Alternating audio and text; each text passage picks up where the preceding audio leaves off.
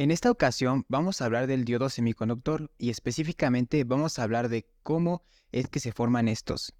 En estas fotografías vemos y nos damos cuenta de lo tedioso que es las aplicaciones de estos mismos, los diodos, a los dispositivos electrónicos. Por ejemplo, podemos hacer referencia a esta imagen donde podemos ver LEDs de distintos colores.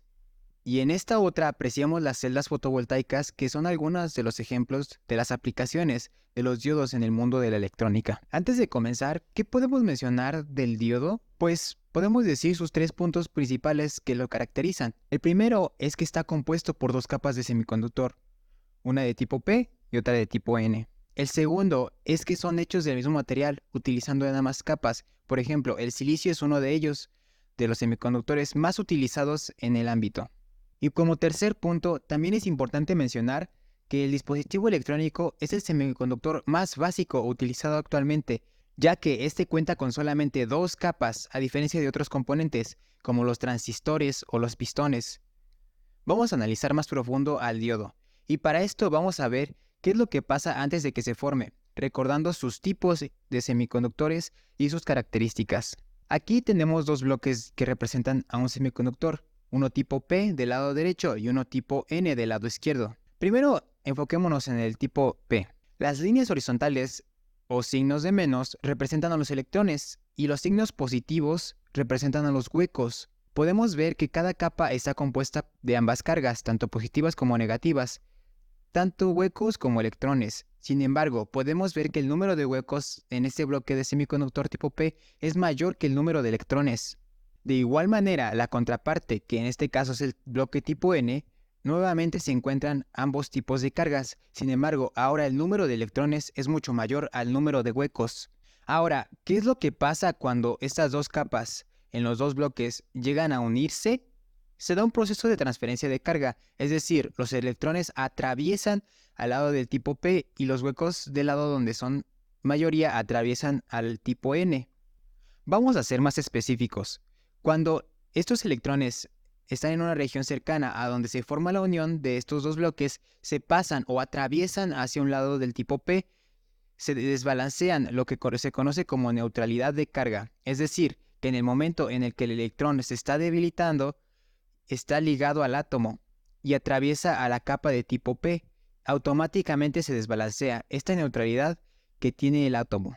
Como sabemos, al hacer esto va a provocar en la zona cercana de la unión una carga positiva. Esta carga positiva, como ustedes ven en esta anotación, es el ion positivo, es decir, el átomo que se ha perdido en la carga negativa, aun cuando este tenía un enlace muy débil. Este proceso no solamente se da para una carga, sino se da para millones de cargas dentro del bloque semiconductor. De manera similar, podemos darnos cuenta que cuando los huecos están en el bloque o en la capa de tipo P, atraviesan el bloque tipo N, se desbalancea esa carga electrónica y ahora los átomos que inicialmente eran neutrones adquieren una carga negativa y por la pérdida de esos huecos. De tal forma que esta fricción en donde se empiezan a acumular cargas negativas y positivas conforme a la imagen, forman una barrera o una muralla que evita que el proceso se transfiera de electrones del bloque tipo N al bloque con unos huecos de tipo P.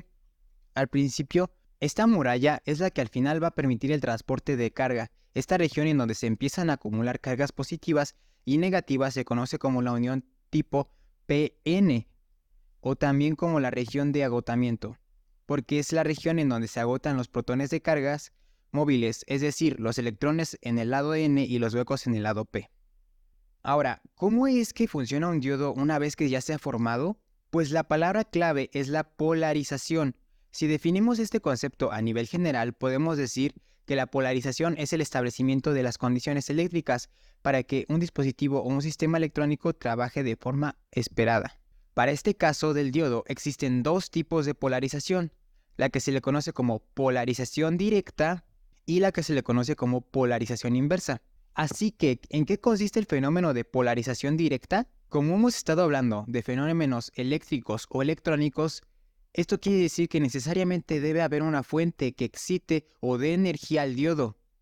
Y esto se hace a través de, por ejemplo, una batería o una pila.